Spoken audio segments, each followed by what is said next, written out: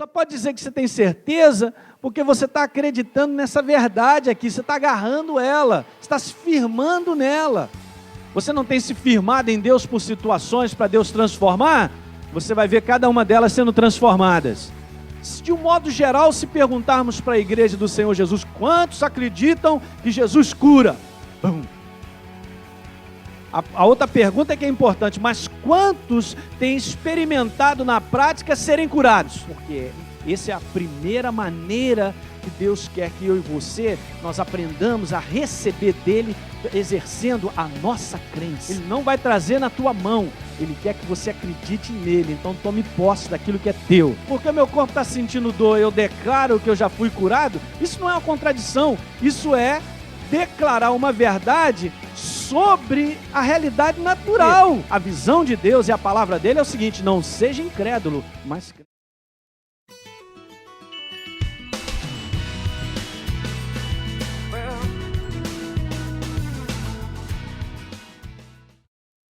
Então a fé, ouça aí, não cria nada do algo, né? Não, algo do nada.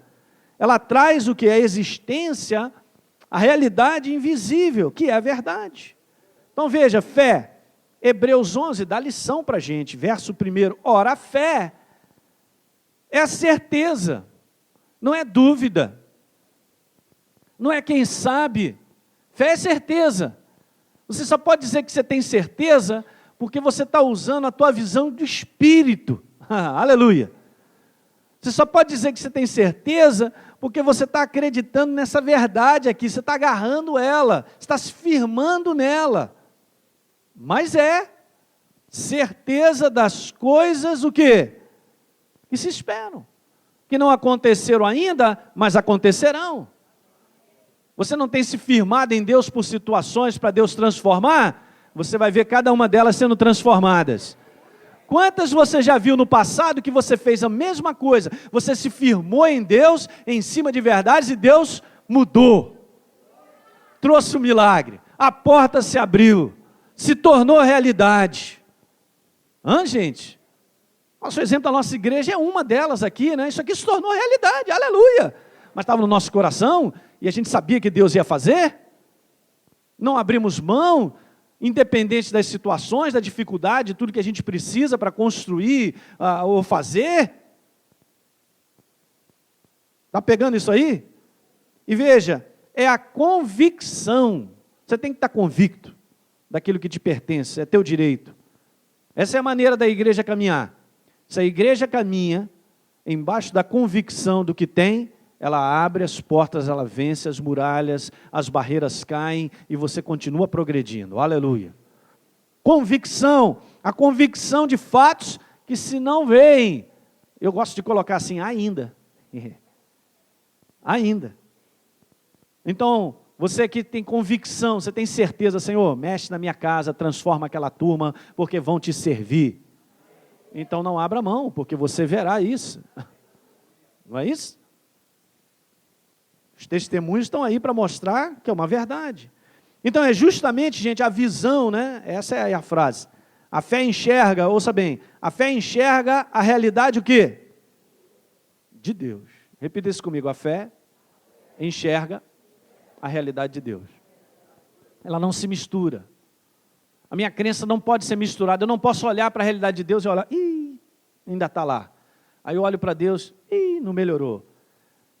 Estou sentindo. Não tem jeito, ok? O sentir você vai ter, o olhar com o natural você vai ver, mas eu preciso enxergar de Deus e ficar aqui. Não, enxergo é a tua verdade é a realidade na minha vida.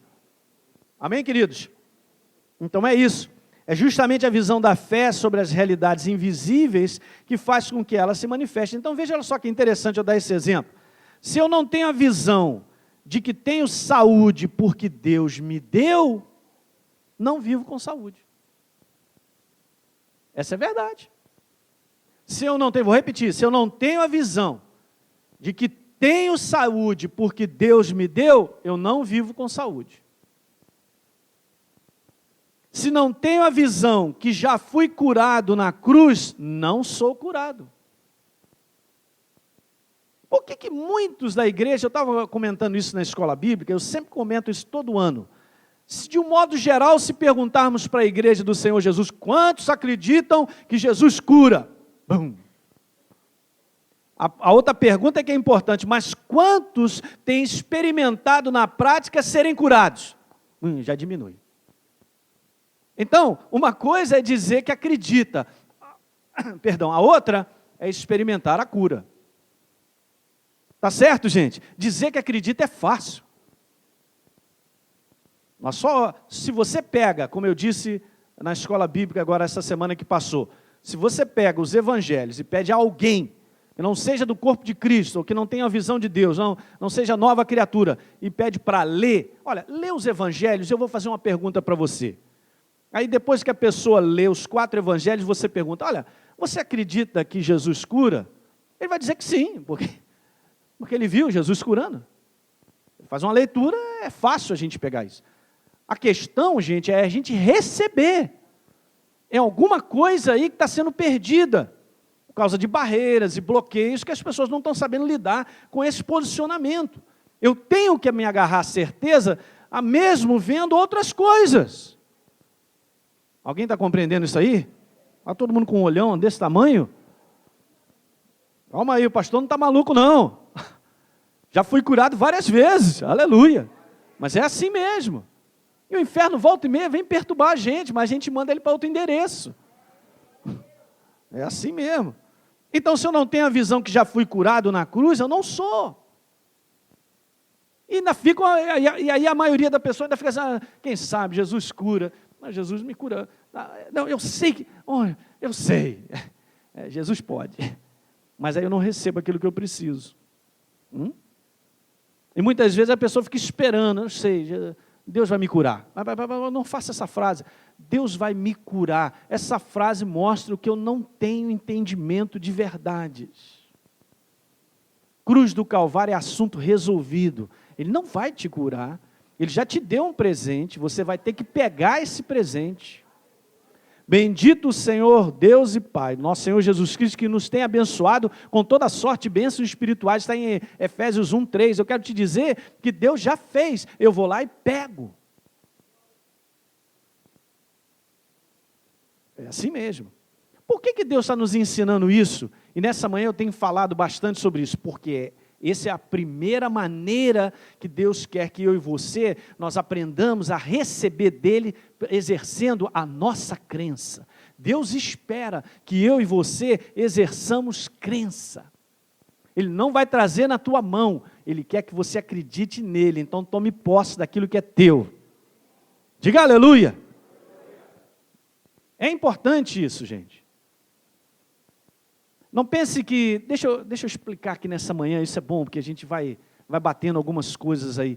Você ter a declaração da certeza, é uma declaração do Espírito, e quanto mais você faz essa declaração, quanto mais você ler a verdade, mais ela se fortalece em você.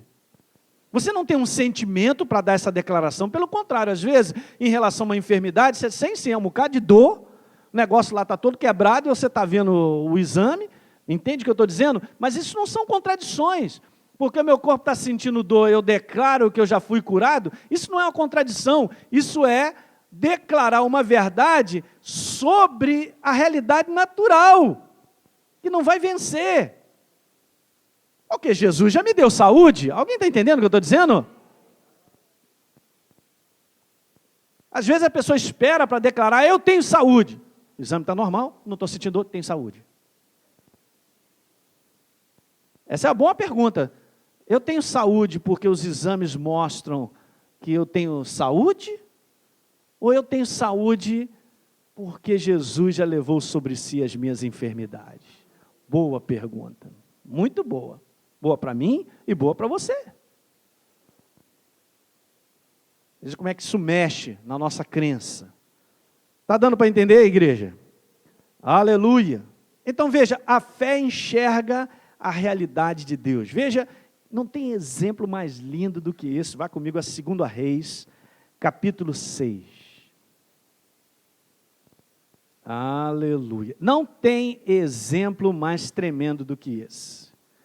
E nós conhecemos essa passagem.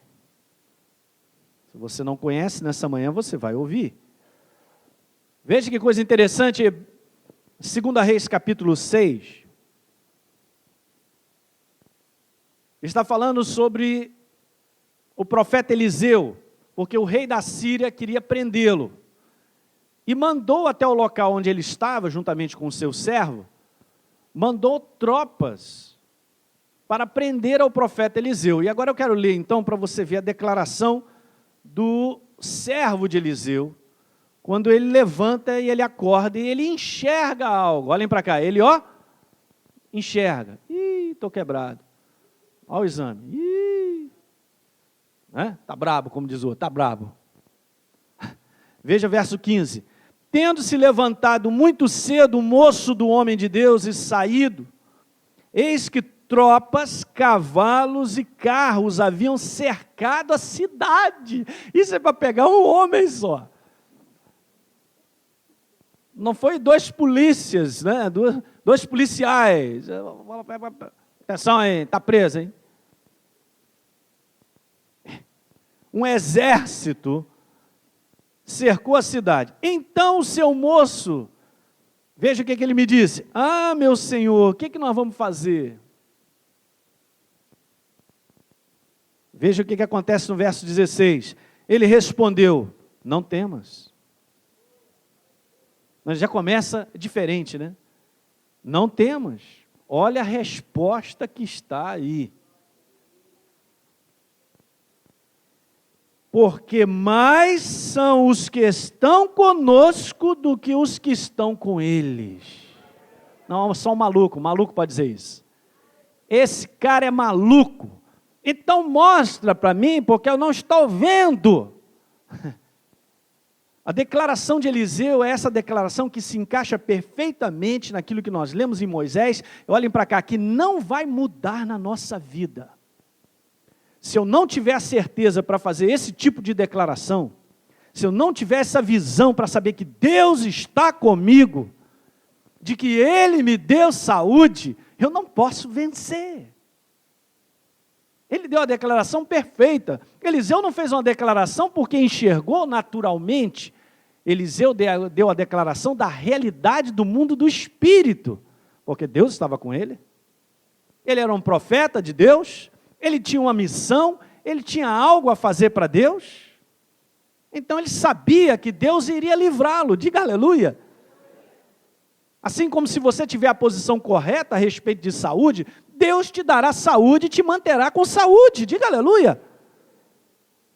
E veja então, orou Eliseu, não, Senhor, eu vou orar para ajudar o meu servo a compreender essa minha linguagem, essa aqui é a minha tradução, eu estou fazendo uma explanação ampla, vou ajudar aqui meu servo a ter esse entendimento dessa linguagem da fé, que precisa ver, né? Não andamos pelo que vemos, mas pelo que acreditamos, sabe Eliseu, meu servo? Então deixa eu dizer o seguinte, Senhor, faz o seguinte, dá uma ajuda a esse menino. Orou Eliseu e disse, Senhor, peço-te que lhe abra os olhos para que veja. E aí o que aconteceu? O Senhor abriu os olhos naturais dele, a visão. E ele viu com os olhos naturais que o monte estava cheio de cavalos e carros de fogo em redor de Eliseu. Aleluia! Mas Eliseu não precisava disso. Nós também não precisamos disso, porque nós cremos. Deus não vai fazer nós enxergarmos que nós temos saúde, nós temos porque cremos, porque a visão de Deus e a palavra dele é o seguinte, não seja incrédulo, mas crente. Não foi isso que Deus falou para Tomé? Não seja incrédulo, mas se eu não tocar nele, se eu não ver a ferida na mão dele, de modo algum acreditarei, está lá em João capítulo 20. E Jesus vem resolver isso, eu sempre tenho falado isso para vocês. Jesus vem conversar com ele e fala, garoto, não seja assim, olha rapaz, não seja incrédulo, mas crente, porque você viu, você creu? Bem-aventurados que não viram, mas creram. Diga para o teu irmão, você é bem-aventurado. Você tem capacidade, eu e você, ouça isso nessa manhã, eu e você temos plena capacidade de acreditar na palavra. de ficarmos com a visão da palavra, cada um de nós, a despeito daquilo que a gente enfrenta. Deus sabe que nós temos essa capacidade. Ele nos deu isso, você tem um coração voltado para crer. Então se agarra ao que Ele disse, e não olhe as coisas do lado de fora. E a manifestação de Deus acontecerá.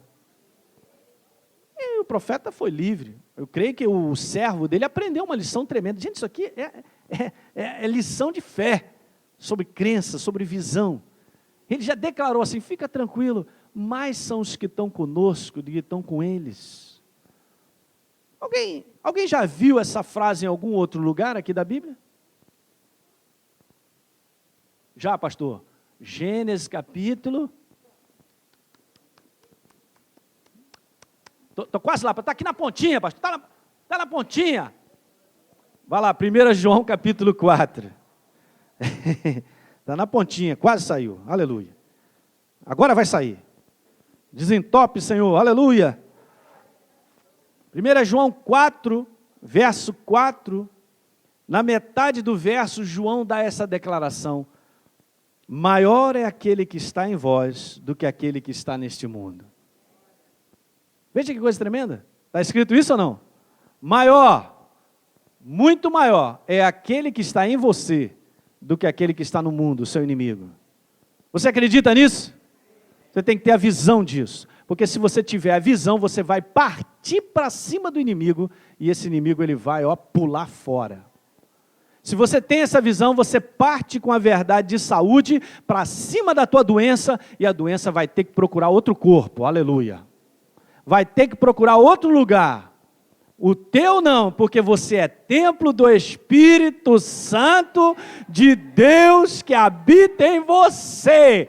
E Ele espalha a sua virtude de saúde, de vida para tudo quanto é ponta do seu corpo. Aleluia! É assim que a gente tem que encarar. É o combate, é o bom combate da fé, da visão da fé. Maior, disse João, é aquele que está comigo. Vamos declarar isso? Maior. Muito maior. É aquele que está comigo do que aquele que está nesse mundo. Ele está falando sobre combate. Ele está falando sobre permanecer acreditando em algo que está em nós. Que é nós, que é essa verdade.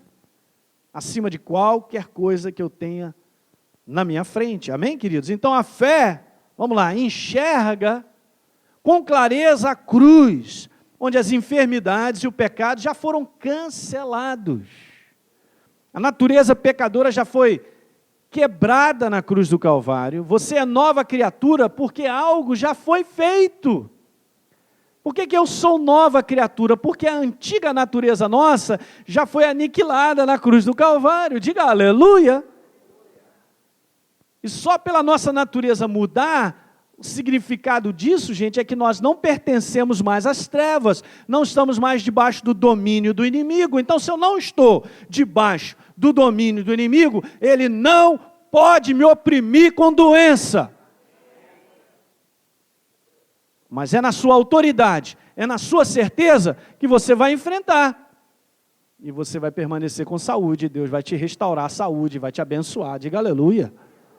Glória a Deus. Gente, não dá. Eu tenho comentado isso aqui direto na nossa igreja. Se você quer vencer nesse mundo, vai ter que ter um espírito de combatente. Vai ter que ter um espírito de lutador. E você não luta sem crença. Se você não tiver a crença estabelecida, né? Como estava lá Moisés firme, permaneceu firme, enxergando aquele que é invisível. Não vence. Sinto muito dizer isso, mas não vence. Diga aleluia. Você vive no reino de Deus. Diga eu vivo no reino. Porque é teu direito.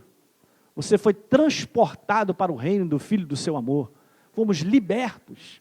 Meu Deus, eu vivo no reino de Deus. A influência que a minha vida tem que ter e a sua é do reino de Deus. Eu não vou permitir mais que as influências satânicas dominem e guardem a minha vida.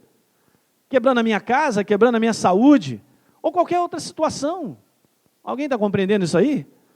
Diga aleluia. É assim que funciona, gente. Vamos a uma última passagem Eu gostaria de ter mais tempo para a gente falar sobre isso aí. Mas domingo que vem a gente continua. Números capítulo 21.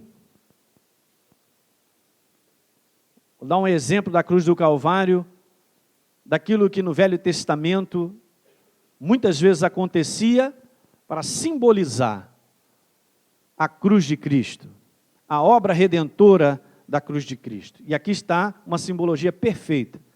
Isso aqui não só eu estou citando nessa manhã, nessa comparação, como João citou a respeito de Jesus. Números capítulo 21.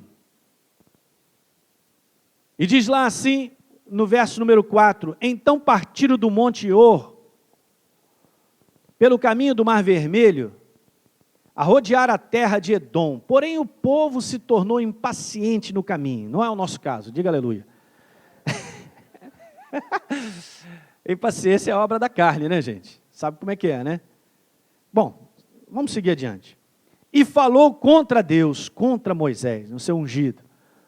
Porque nos fizeste subir do Egito, para que morramos nesse deserto, onde não há pão nem água, Moisés.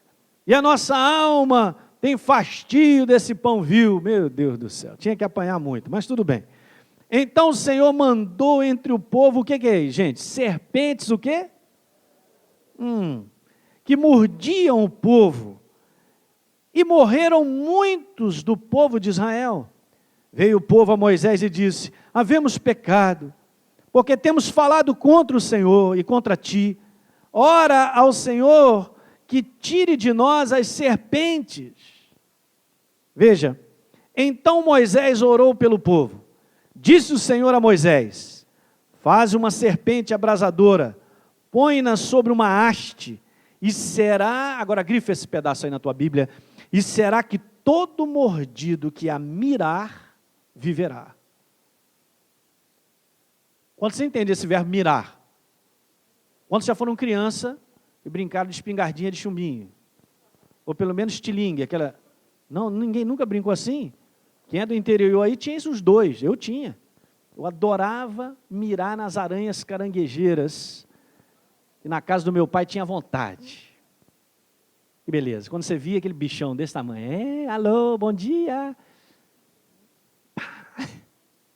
Aí minha mãe ficava injuriada porque escorria aquele negócio na parede, assim, sabe? Esquece, pastor. Mirar. Olhar atentamente, com atenção, ficar fixo. Sabe, esse contexto de mirar, gente, é ter uma atenção fixa. Diga aleluia. Deixa eu dizer uma coisa, um dos maiores segredos que nós precisamos ter, é ter um olhar atento e fixo à verdade. Mas você lê mais uma vez, lê outra vez, e o Espírito Santo, estou ligado, vai falando, estou ligado. Veja que interessante em Provérbios capítulo 4, diz lá, filho meu, atenta para as minhas palavras, aos meus ensinamentos, inclina o teu ouvido. Olha a nossa posição, somos nós que temos que inclinar. E depois diz assim, guarda no mais íntimo do teu coração, não deixe essas palavras se apartar dos teus olhos, está escrito isso lá. Por quê? Porque eu e você, nós precisamos mirar, nós precisamos estar com os olhos fixados. Porque quando a gente fixa os olhos, uma imagem se forma. Como é que você vê uma imagem? Porque você colocou os olhos, não é assim naturalmente? Como é que eu vi pela primeira vez um bicho tal que eu nunca tinha visto? Igual o pastor Fragalli, nunca tinha visto uma vaca, só com 15 anos que foi ver, porque foi criado na cidade grande, não sabe o que é isso. Aí, então, pá, mirou, uma vaca, nunca mais vai esquecer. Não vai contar isso para ele não, hein? Nunca mais vai esquecer, porque você viu, você mirou, você formou a imagem. Estou falando de princípios aqui nessa manhã, fundamentais, hein, gente? Então diz lá, atenta, inclina os seus ouvidos, atenta, não deixa apartar-se dos teus olhos, não deixa sair da tua visão, fica ligado. Fala para o teu irmão, fica ligado. Mesmo com o neném chorando. Fica ligado. Então vamos voltar à leitura. Fez Moisés uma serpente de bronze e a pôs sobre uma haste. sendo alguém mordido por alguma serpente. Escuta uma coisa, estava lá a haste, estava lá a serpente, mas ninguém era curado, se não mirasse a verdade, se não mirasse a palavra, se não formasse uma imagem dentro, de que Jesus na cruz do Calvário levou minhas enfermidades. Ele me deu saúde, é meu direito. Eu estou enxergando, porque você está mirando. Está escrito isso lá. Todo que olhava para a serpente de bronze, o quê? Sarava. Se não olhasse, não sarava. Você está vendo que isso é uma simbologia? Para mostrar exatamente a obra na cruz do Calvário, que é a obra que a igreja nos dias de hoje precisa novamente enxergar, precisa novamente prestar atenção por um ato tão maravilhoso, do qual nós temos falado hoje à noite. Eu vou continuar falando sobre o DNA da igreja. Nós temos que ter essa noção. Quem nós somos, que obra é essa que foi feita na cruz do Calvário? Uma obra completa para a redenção do homem. Olha para a serpente, você será curado. Aleluia! Você olhou para Jesus com o sacrifício dele e você foi transformado numa nova criatura, porque você recebeu essa mensagem, é verdade? Então recebe essa verdade também de que você tem saúde, porque na cruz do Calvário Jesus levou certamente as nossas dores e enfermidades. Eu tenho que olhar, mirava para a serpente e ficava. Então, por último, eu quero botar isso aqui, depois a gente vai conversar mais. Pela fé é preciso enxergar a derrota da serpente na cruz do Calvário. Por que Moisés e Deus pede para que ele use uma serpente? Porque justamente essa simbologia na cruz do Calvário mostra que a serpente ela foi derrotada na cruz do Calvário. Olhar a cruz, gente, é olhar duas coisas. Primeiro, a vitória de Deus para a humanidade. E a outra coisa, tem que estar olhando junto. Não é só a vitória de Deus para a humanidade, não. Não é só o perdão. Não é, agora Deus me livrou do inferno, não é nada disso. É a vitória de Deus sobre a minha vida e a sua contra o inferno e a derrota do inimigo. Eu tenho que estar com os meus olhos assim em Deus, mas